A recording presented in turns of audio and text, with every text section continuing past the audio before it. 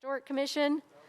I forgot my 5, 4, 3, 2, 1, so I hope MNN has caught up with us.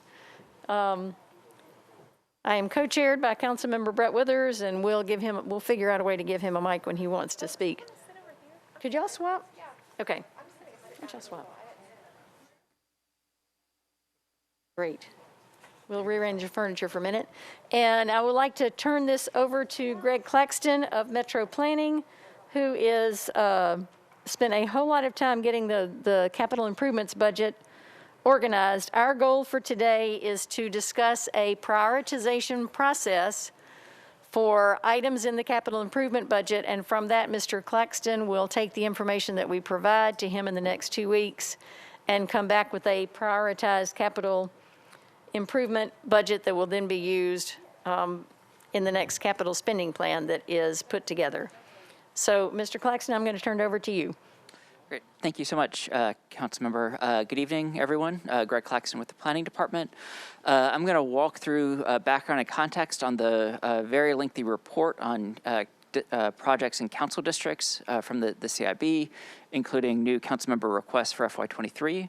As a reminder, capital improvement is any building, structure, work, or improvement with a lifespan of 10 years or more and a cost greater than $50,000. The FY22 CIB included over 1,000 projects requesting $11 billion over the next 10 years. Now, obviously, that's not a volume of spending that we're spending right now. So as a reminder, the CIB works as a limiting factor. It lays out what capital projects Metro could spend money on, but doesn't actually allocate money to them. For that, you need some other source of funding, primarily for most projects of interest, general obligation bonds through a capital spending plan. Because this is an annual cycle of council member requests and review, department requests, and then the adoption process of Planning Commission in April, the mayor's draft in May, and the council vote in June. Because it's readopted every year, the constraint of the CIB is only binding on the first year. The out years are just for information and planning purposes. So the report that we provided back lists every project in the CIB associated with a council district, whether by council member request or last year's prioritization or by the department requesting the project. It includes all of the projects from last year's CIB as well as new council requests. So you can tell if a project's been in the CIB before because the ID is structured something like 03, which is the year that it was added to the CIB, a 2-letter code, BE for Board of Education in this case, and then an incremental number of just however many there were that year. New requests that y'all are submitting this year, because this is taking place before the financial system was open and operating, we have a temporary ID that starts with the year, 23 for the FY23. 06, the second 2 digits are the council district, and then an increment number for however many there were. We distribute those requests out to departments. They provide cost estimates, sometimes updating old estimates, comments on project status or alignment with their department master plans. One thing we noticed several of this year is that occasionally departments are suggesting removal from the CIB or that a project not be included in the CIB. Where that happened, we noted that in our comment as well. So in this case, it's a parks request from a couple years ago for maintenance of Shelby Golf's irrigation and electrical system. They included a note that work was completed as part of the tornado damage repairs from 2020, and so it doesn't need to be in the CIB anymore. We echoed that. If council staff sends out a priority worksheet for your prioritization process, the first column or one of the early columns will be kind of a note for include in the CIB or comments. Any comment we highlight there will be included. Just as you're looking through, that's one of the things we note if projects are done or if their funding is lined up. We're generally recommending to you all that not be moved forward. Then in addition to the department assessment, we also assess against Nashville Next, the long-range comprehensive plan to guide growth, development, and preservation over the next 25 years. The criteria that we look at are built around the guiding principles. such as ensure opportunity for all, advancing education, as well as the growth and preservation concept map.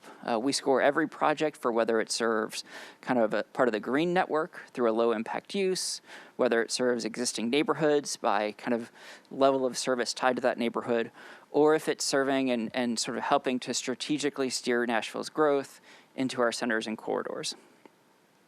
I want to give a quick example of what that scoring looks like. So for every guiding principle we assign, we give the potential for a project to earn 10 points. And then we break down based on the kinds of projects that we routinely see, typical kinds of things that a project could do in support of that guiding principle. So up on the screen is foster strong neighborhoods. We've identified projects could provide community services, they could do things that help to promote health or healthy living, or they could improve the aesthetics in the community. And so each project is scored on sort of a percentage basis of how it's pursuing that. I also want to walk through the analysis that we do for ensuring opportunity for all. This is our equity analysis. Councilmember Allen requested that I walk through this. In this case, there are 3 different ways that projects can earn points here. First is if they are a targeted service where the project is intrinsically serving a disadvantaged community.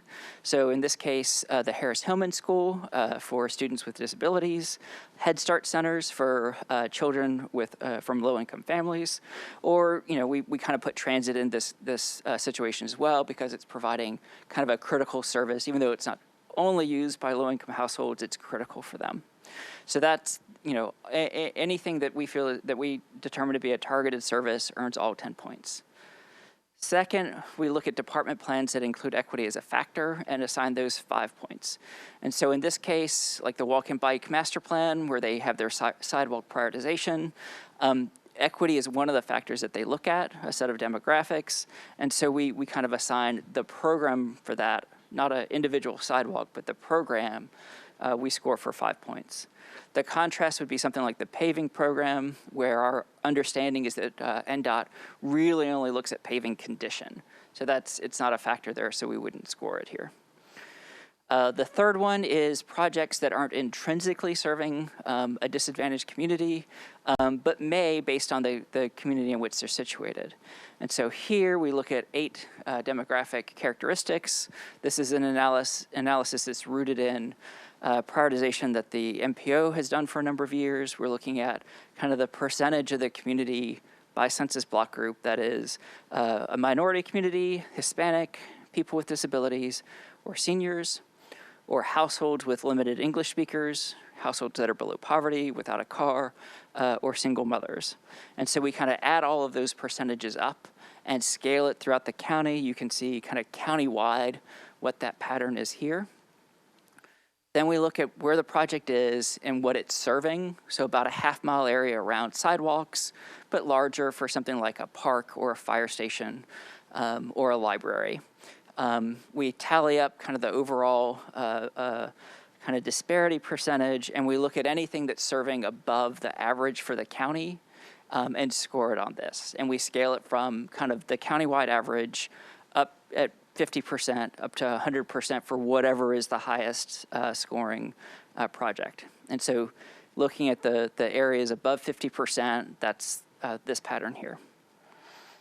And so with that, I'm happy to take questions. If you've got project-specific questions, those may be difficult to answer tonight, but I'm happy to follow up by email. Thank you. Thank you so much, Mr. Claxton. That's a quick and efficient explanation of the CIB, which I appreciate. Councilmember Vercher. Thank you so much, Chair. Can planning to provide the methodology behind that term equity? Because we have areas, and I think oftentimes we misuse that term. Equity isn't giving me what you already have. And because if you already have it, you give it to me, I don't have it, then you get it. That's giving you more. So that's not equity. If you can qualify the methodology behind the equity lens that we'll be using for projects, i.e.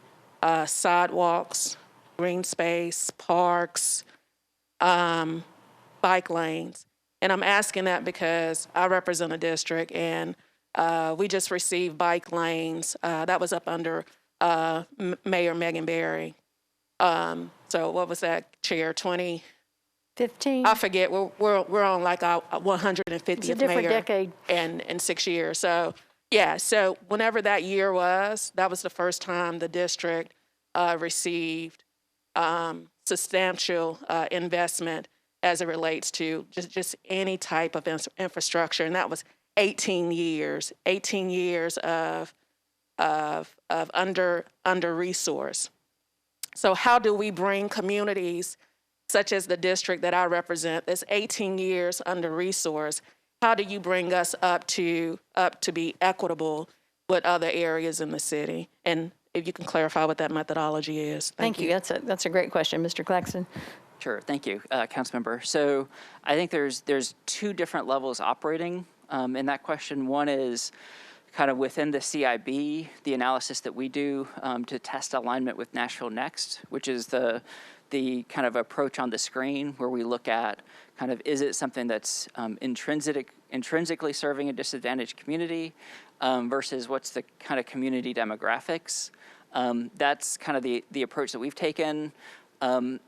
For kind of the level of service analysis of, does a community have a large number of this particular thing or an adequate number of this particular thing, whether it's sidewalks, bike lanes, park space, libraries, that sort of thing. In that case, we defer to the department's strategic plans, and that's where we try to recognize in this middle bullet, does the department seem to be taking that into account in putting their master plan together and then making their requests to implement the master plan. So we would look to walk and bike and how they are prioritizing projects for sidewalks and bikeways.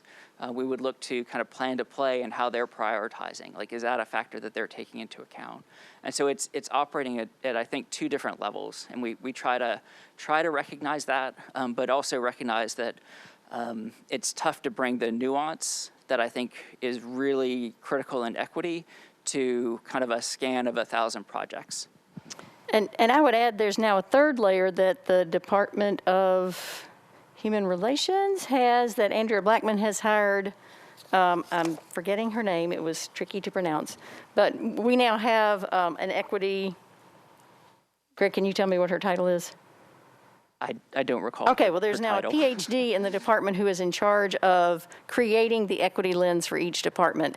And if you go back and look at Budget 101, session number 3, she gave a great presentation of what this new thing is. So it's something we've never had before that's a powerful tool that says any new thing that gets added to this has got to go through this equity lens. And I think it's the answer to what we haven't had for 18 years. So I would encourage you to look at that session, and also contact Andrea Blackman and get her to walk you through what they've created, because I think that's going to make a fundamental difference, which I'm excited about. So thank you for asking that question. Yeah, and thank you, Chair, for that response. And I've already seen all of that. That's how I came up with this question today. Dealing with equity, the lens is all fine and well, but the practicality of it. That's what I was asking for, the methodology behind the planning side. My second question to that, Greg, and thank you for answering that, is that how this intersects with the strategic. Mr. Jamison, you would have to help me with this new department we've created, the Office of Strategic something, or how is this process intersecting with the overall on the executive side, their strategic planning goals for departments as well too? Because right now I haven't heard that intersection. And what's happened for many years with the CIB is that we all know how this worked before we had this process in place. So I just want to know how we're going to align those two differing goals. The legislative side departments, they're going to may have a different vision than what the strategic side comes up with on the executive side. If I could just hear how that's going to intersect. Thank you. Mr. Jamison, can you speak to the performance management piece? Thank you, Madam Chair. Thank you, Councilor Virtue. We do have an Office of Performance Management headed up by Diego Aguarte, who works within Kristen Wilson's office, and their task is to do exactly that, to look at departments and programs, compare their metrics, their announced programs, their announced objectives with how they actually performed, and use that in calculating. It's mostly for department budget operations. So a particular department submits a budget this previous year of X dollars to accomplish the following objectives. Those metrics are agreed upon by OPM and the department, and then the following year the department is asked to justify how they performed above or below or at that range, and then that factors into what they should be legitimately assigned in the following budget. But at the end of the day, all of that just lands in the proposed budget ordinance for the council's discretion to vote up or down and have individual hearings with the departments if they choose. Thank you. Councilmember Virtue, you're recognized again. Thank you, Chair. And this is my last question. Chair, when we get our budget documentation, can we receive as a body those analysis so that we can also compare as well too? And I don't know if you and the chair of planning, if we're gonna want to work that into another budget working session as well, so that we're all understanding where we are with these various metrics, where it sounds like we're going to be in alignment, but it may be somewhat a disconnect as well too. I don't know if we're all going to be using the same qualifiers as it relates to these type metrics, but if we can incorporate that this information at some point part of the budgetary process. Thank you, Chair. Great suggestion, and I think that'll figure in heavily to the operating budget. So we've gotten great information about this is capital budget. Do you have anything you want to add at this point, Chair? Okay. Our job tonight is simply to do one thing, and that is for us to reach a decision on how we want to prioritize our specific items in the CIB. The council a couple of years ago passed a requirement in the interest of transparency, accountability, and openness that rather having this mysterious black box that things went through between CIB and capital spending plan, that we actually had a document built on the CIB that showed, given all these master plans, giving all these different rating systems and council member prioritization, it makes sense that these are the projects that have ended up in the capital spending plan because they were high priority. I'll turn you off. They were high priority on everybody's list. We've done it a couple of different ways. Last year, I think council members just listed their top 3 priorities in order 1, 2, 3. The year before that, everyone got 100 points. And you could allocate those as fine-grained as you wanted to. You could give all 100 points to the sidewalk that you really, really wanted to make sure got into the next capital spending plan. Or you could split it 50-50 or 10-10-10-10-10. Or And that year we said we could pool, and that got a little messy. So that would be a question is if we decided, I will say we've gotten feedback from those folks who do put together the capital spending plan that the simple 1, 2, 3 rating ended up in a 40-way tie as far as their information went, and that made it difficult for them to be able to use the information we were trying to give them to make decisions. So my suggestion would be to perhaps start, I like the 100-point scale. I'm going to throw that one out there as a starting point for discussion. And then within that, fine points would be, do we want to be able to horse trade and give our points to other council members? That made some people uncomfortable a couple of years ago. What we ended up deciding was that the at-large council members just vote on countywide issues, because it was also a little uncomfortable having district council members go to at-large council members and ask them to vote for their projects. So just based on the 1 year that we've done that, those are sort of 2 observations that came out of what we had come up with before. So I would throw out the starting point of 100 points for each council member. You vote in your district, and what you're telling administration and departments is this is something that I'm prioritizing really, really highly. And if all other things are equal, this will give you information that I want this twice as bad as Councilmember Gamble wants her sidewalk. And so if everything else is the same, you'll do mine first, and then when you get to something else, you'll see that she really wanted sidewalks, and it still fits in the budget, and you get to that as well. So we're just trying to provide more information on that can be used by departments and the administration when they put together the capital spending plan. So with that, I would welcome discussion. Councilmember Hurt.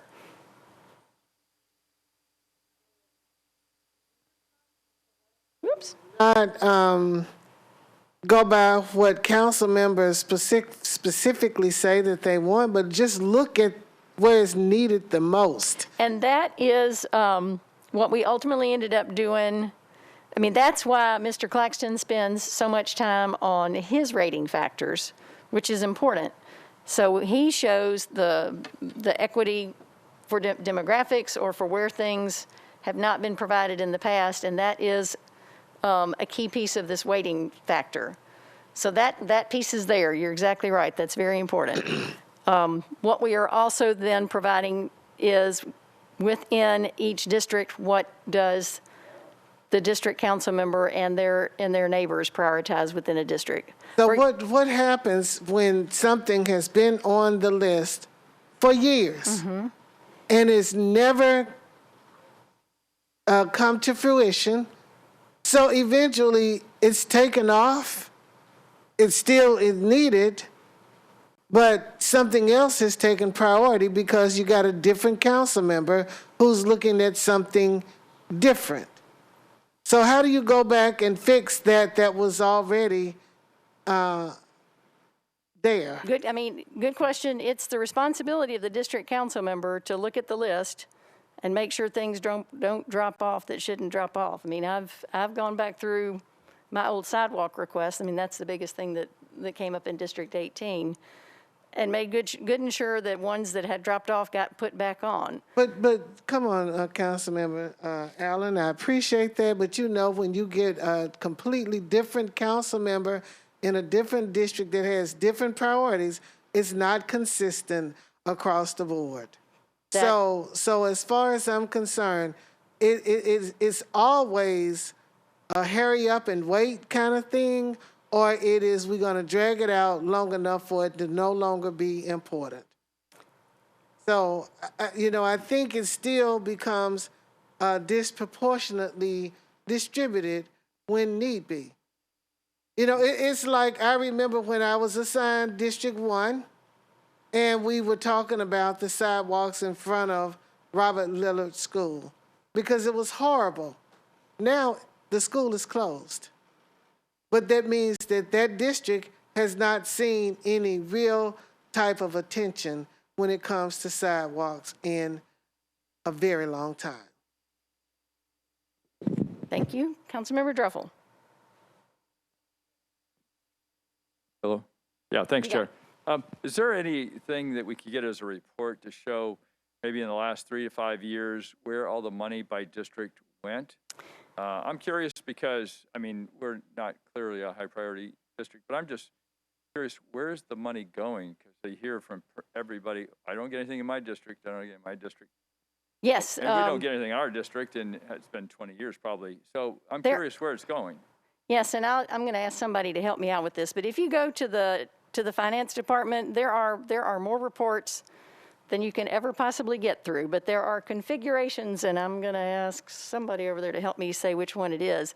There are capital spending plan reports that show of all these projects that got allocated, these are the ones that have spent all the money, these are the ones that still have those, and those are listed by district. We've also had different departments. The water department is still giving us reports that show by district what things are done, and they send us those every month, and those are on their websites as well. So there's something in the capital spending plan that shows by district over the last few years who's getting the money? I'm just curious who's getting it, because I've gone through this. There are spreadsheets out there. If you're willing to take the time and open a spreadsheet and sort it, you can find out those questions. And I've gone through and determined you know, that my district doesn't get as much stormwater as I wish they did, and other districts get more. But, you know, how you decide whether that's being fair or not. I'm not claiming fairness at all. But yes, Kara. that I'm just data- that finding data is where out does there. it go? I'm just curious. So if you go to Metro Finance and just start poking around, there are reports. There's it's the EC for now, that talks about how every department has spent money, but mostly the capital plans, which is what we're talking about.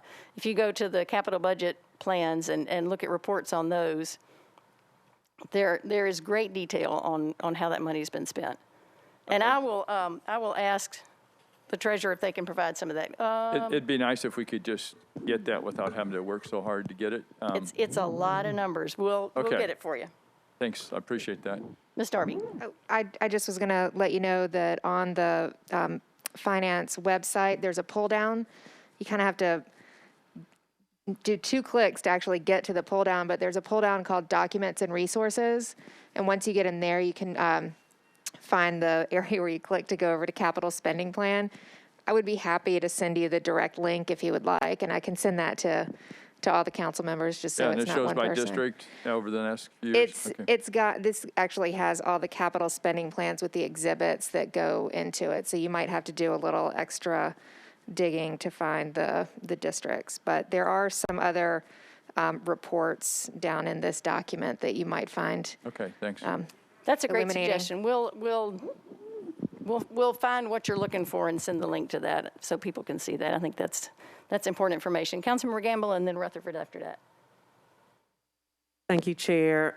I'm just wondering if the planning staff is going through each request and gauging it based on what the general plan is for the city and equity across the county as far as services.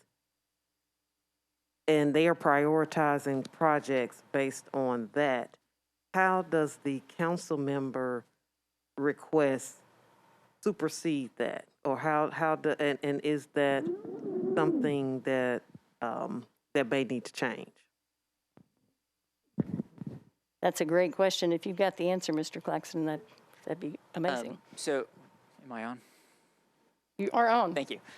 So everything that we compile into the CIB, the way that we've looked at it is because there's so many projects in there, is there are different ways of looking at prioritization.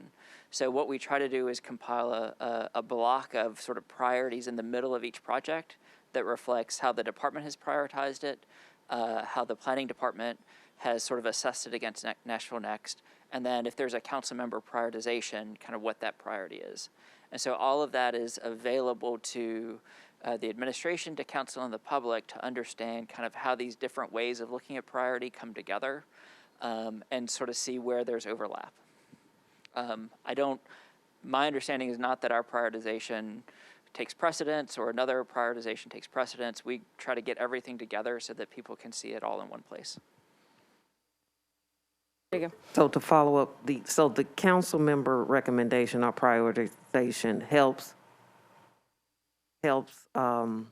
add to the, I guess, to the suggestion of what is the priority, I guess. So that helps. That's just another gauge or measure that you use to try to prioritize from what you, because what it sounds like is from the work that you're doing, you still have a lot of projects that are needed. So basically, we need more money. We need to prioritize our funding to these things, probably would be the best solution. But in the meantime, so the council member's recommendation helps add an extra measure of prioritization to an overly heavily prioritized list in the first place. Is that okay? That's right. That's right. Thank you. That's a good assessment of that. And just as a reminder, I believe what Mr. Claxton said is that if you added everything in the CIB together, that would be $11 billion over 5 years? Over 10 years. But Over that's 10 correct. years, okay. And we typically spend somewhere between $200,000 and $500,000 in a capital spending plan. So it's way more than we know we will ever get to. And that includes Billion. And that includes, paving. Okay. I said that usually includes things like paving, so. Paving, right, exactly. Good question. So, Councilmember Rutherford. Thank you, Madam Chair. I have a question in relation to approach, if you will, on the point system, not to muddy the waters, but from a district council member point of view or approach, what is the best way in which to handle something that has regional impact? And a second part of that would be from the at-large, would the at-large members and their points be able to put their points towards something that was regionally impactful, but not necessarily targeted towards a single council member, but also not necessarily countywide, but was significant for a region? That's a great question. Again, this is what our job is to decide. So if people are comfortable with giving at-large council members the ability to vote on regional projects, I think that's reasonable. I think where it gets uncomfortable is this is in my district and I would like to get extra points, I'm going to go to a council member. But, obviously if something crosses district boundaries and everybody thinks it's important, then that will be a way to elevate it to the top. And if it, for example, we were talking about police training centers, something that, yeah. I mean, that is countywide, but it sits in a single district, so that would be one. But also, often there are, for example, sidewalk projects that will be big enough, or schools. So, I would welcome, again, I'm just trying to throw things out there and have us mix it up for a minute and see if we can get to a conclusion before we're done. So if it makes sense to say that the council members at large could vote on regional things that aren't necessarily the entire county, I'm comfortable with that and would be interested in to hear what other people say. Councilmember Dreffel. Where'd you go? Yes, if we need to vote, I'm good with the points. Each council person providing points that you suggested, I think it seems to be a fair way. So, other thoughts on that? Let's see. I saw Councilmember Vercher's hand go up. Yes, ma'am. Thank you so much, Chair. I'm glad you're bringing this back. I don't know how we got away from it, and I want to state this because it eliminates us as council members to have to defend a $15 million parking lot when there are so many other capital needs that communities have, and particularly, it really doesn't help either when, you have a district council member say, this was in the capital spending plan. I don't know why it got there. I didn't request it. So, Chair, kudos to you for bringing this back. You were part when we implemented this and tweaked it, and so thank you for bringing it back. Well, thank you. And I'm okay with the points. With the points. Okay. Was that a motion to vote on whether we want to do that one, or do we want to talk about other possibilities? 100 points. All right, there's a motion and a second. I think any discussion on that or any other alternative ideas to play off of that one? All right, I will throw one other complication in. I believe, Mr. Claxton, you may remember this, we ultimately ended up, whether we just put different rating systems side by side or if we ended up using your Nashville Next points as a multiplier or something. Anybody got thoughts about that? Mr. Claxton.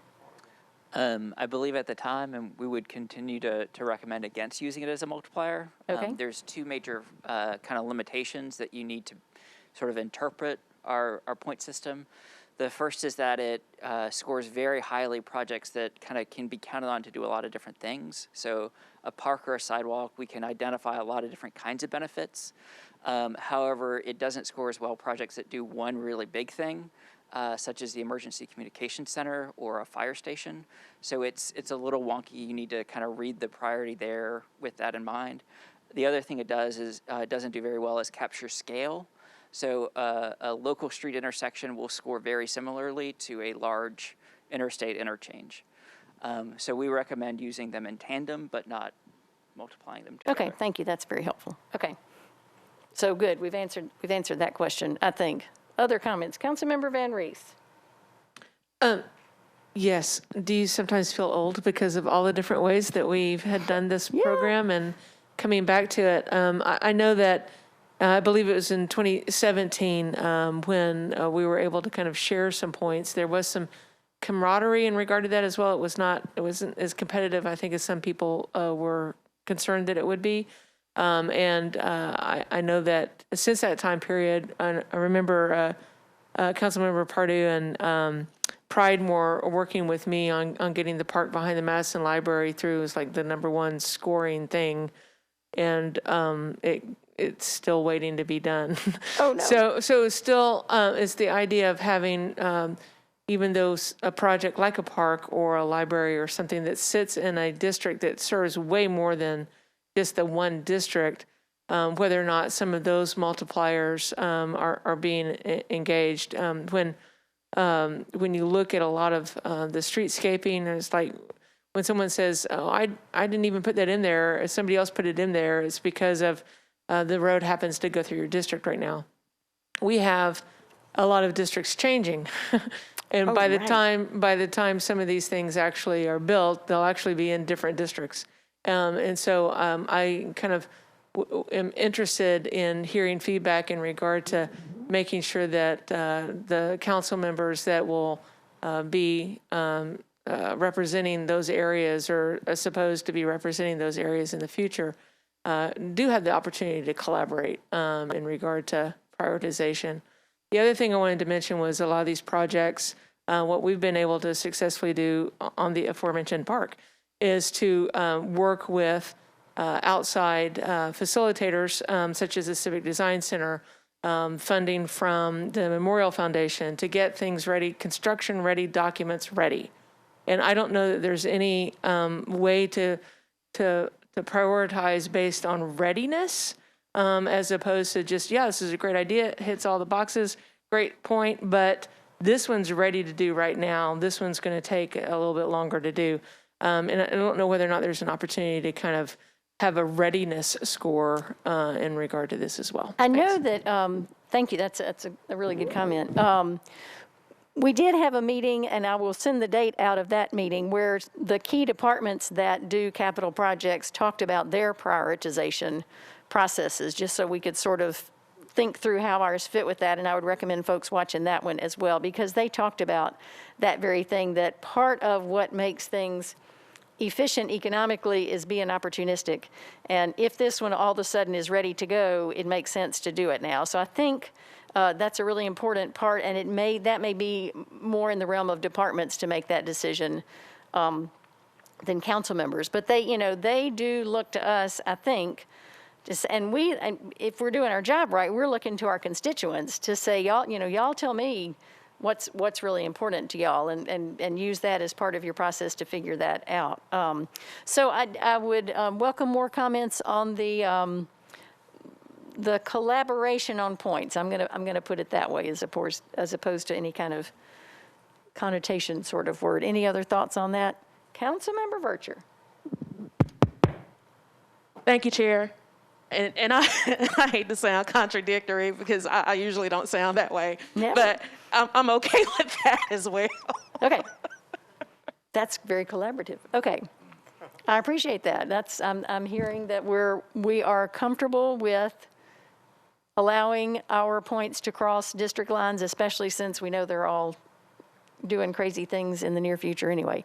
Any other comments or questions or thoughts? Are we ready to vote? I saw hands over here. Yes, sir. I was request before we vote to clearly state out how the points will be divided. So and something else to consider before you make that final decision is, do you want to reserve so if you have 100 points, do you want to reserve 80 for your district, and then 20 could be used for multi-district or county-wide projects, and then at-larges would have 100 for county-wide or multi-district projects?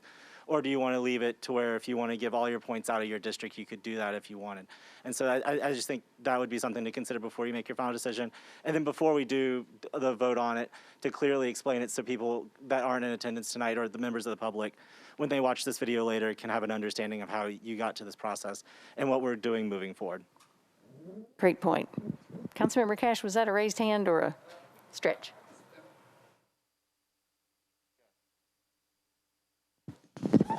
I'm just not sure that I quite understand the implications of the trading points and how it might play out, and kind of wish I understood it a little bit better. I think what I'm hearing suggested is, if there are projects that benefit your district and either cross a district line or perhaps actually physically sit in another district, but you think that they would be good, that we will not prohibit you from voting for them.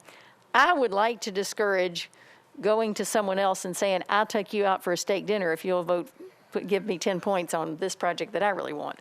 But I think, where it serves our district, I hear this group saying we think that's, we should try that. That we're comfortable with people being able to vote on things that would be beneficial to their district in that way. Councilmember Vercher. Thank you so much, Chair. I'm buying steaks. I'm just saying. I'm just teasing. I'm just teasing. You heard it here. Okay. Chair, so it is getting interesting. So I don't think we've taken that approach where we did 80 with discretionary.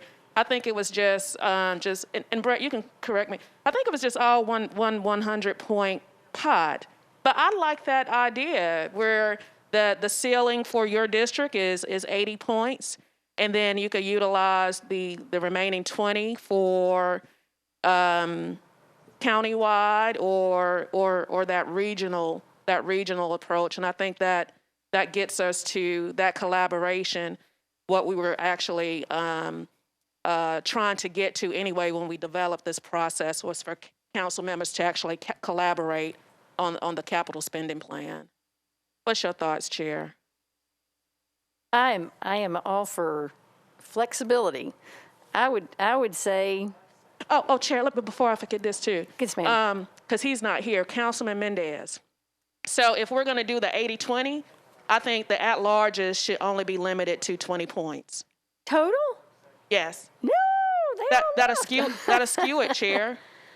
That'll skew it because at-larges don't have a district, so where would they put their 80 points? Yeah, I mean, we only vote for regional. I mean, what I have done I guess last year when I was able to do 1, 2, 3, I simply looked at regional projects that aligned, like the Juvenile Justice Center, which I saw as a regional, and did it the same way. But without the scoring, that's how you did it. Because I saw some of the other at-larges stuff; they didn't do it that way. Right. That's how you did it.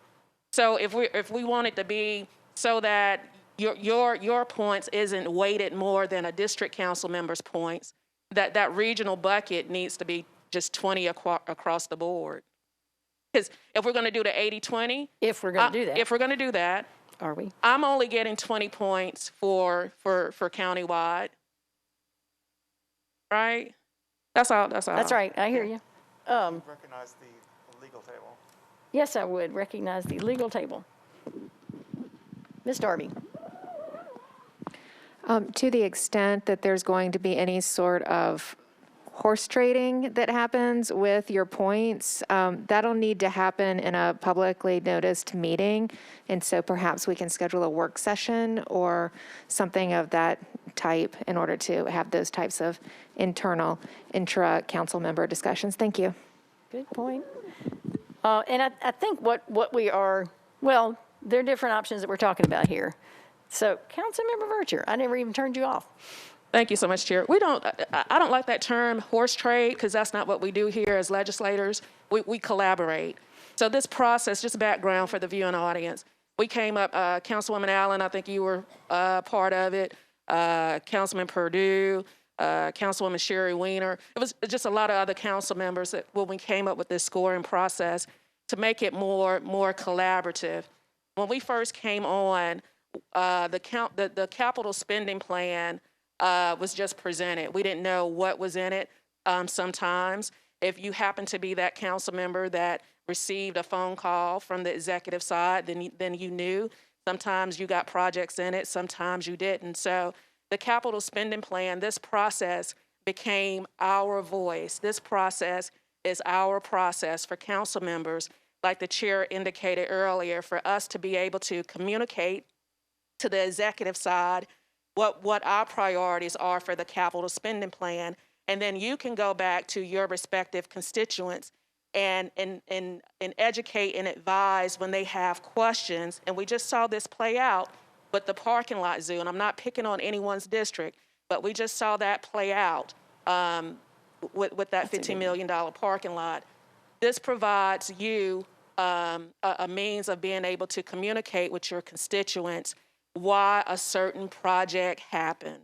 And that was the whole intent behind this process, not for, and I hate using this term, what was stated, but I just wanted to provide clarity because we have the audience viewing.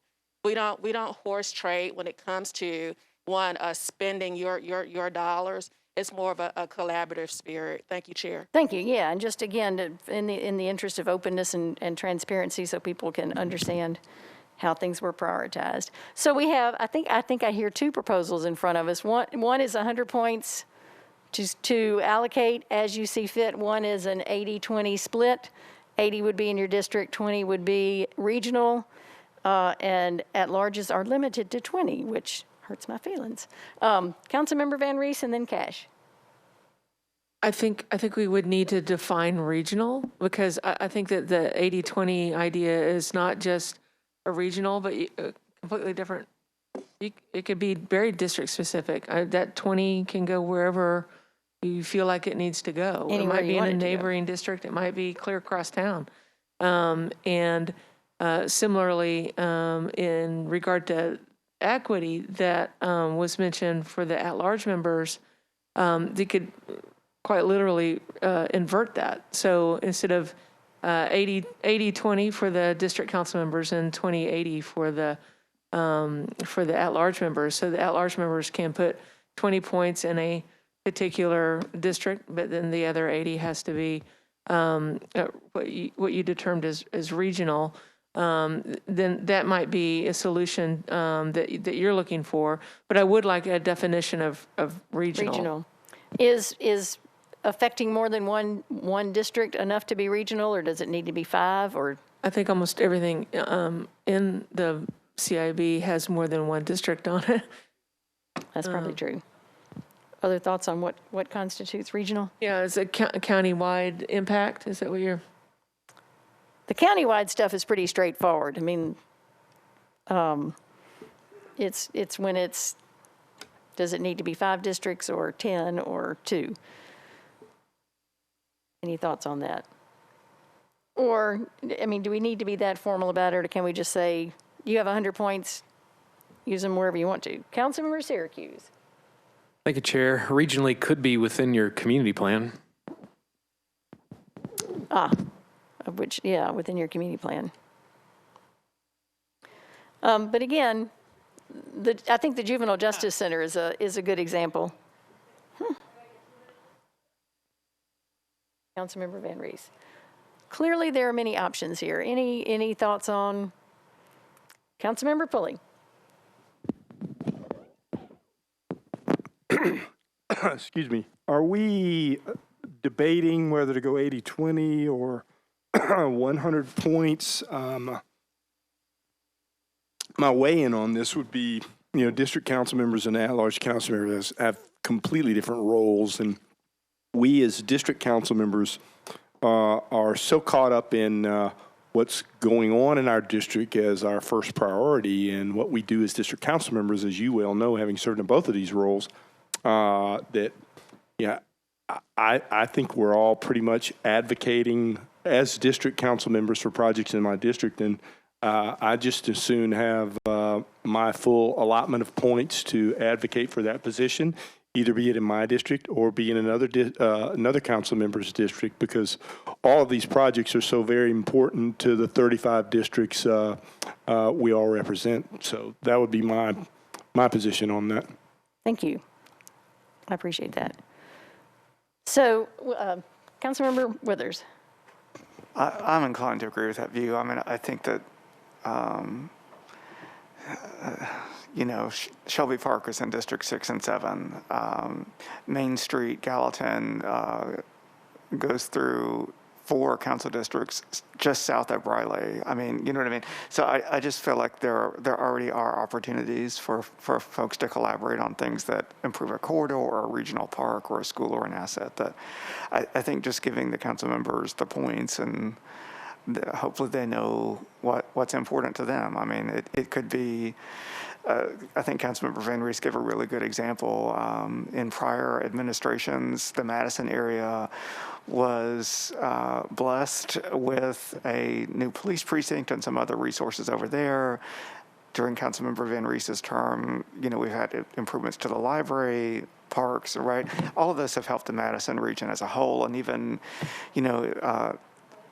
East Nashville, if you don't early vote at Howard School, you early vote at Madison Library, you know what I mean? So like the things that folks are going to prioritize probably are regional anyway. And so I think just giving the council members 100 points, including at large, and letting them put the points wherever they want is the best way to go. I'm comfortable with that. Councilmember Virtue.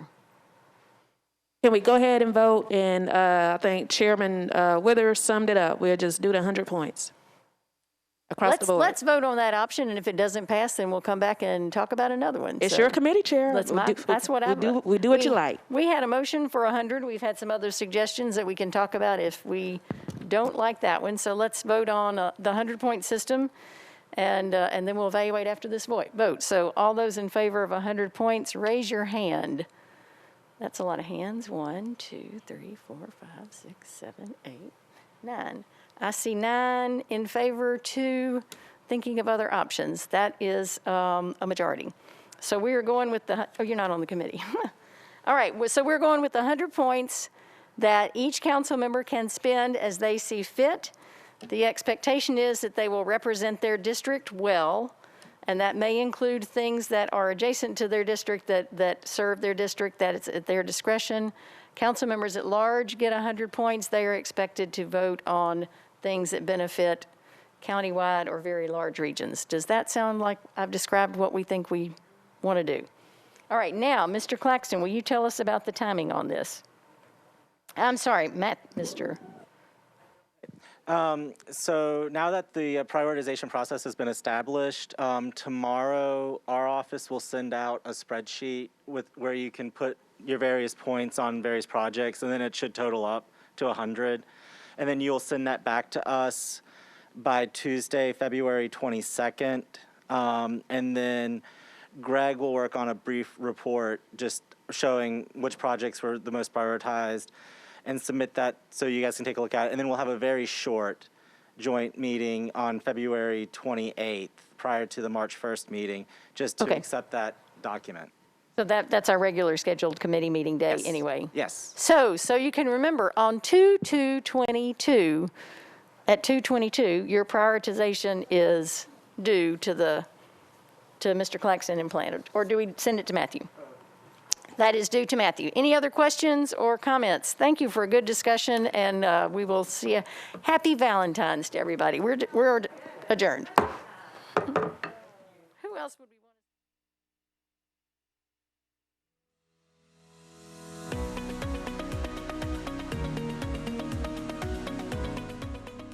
This has been a service of the Metro Nashville Network. If you would like to see this presentation again, or for more information on this and other programs, visit nashville.gov.